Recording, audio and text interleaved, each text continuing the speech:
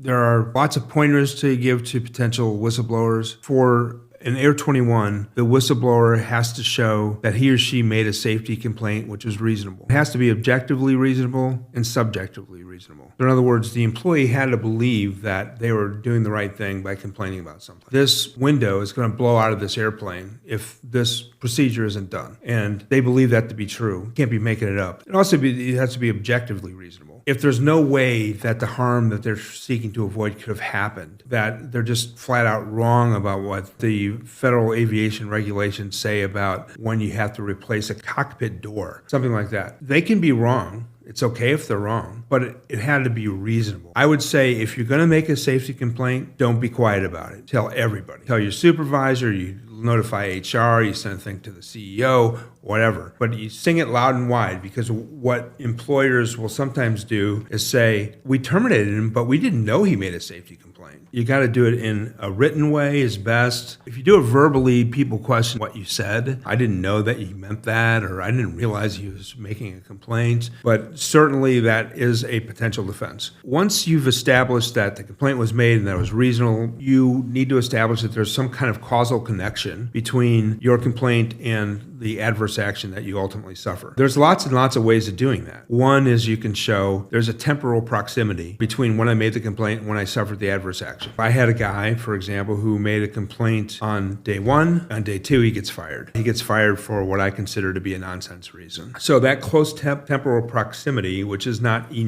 sufficient to show there's a causal connection, but it gets you pretty far down the road. Statements that people make can be proof. I'm sick and tired of you, Joe, constantly nitpicking everything about this aircraft. Comment could show that there's a discriminatory intent. The causal connection just means ever so slight. It doesn't even have to be the main reason. If any part of the reason for terminating you was because you made this complaint, then you've made your AIR21 prima facie case.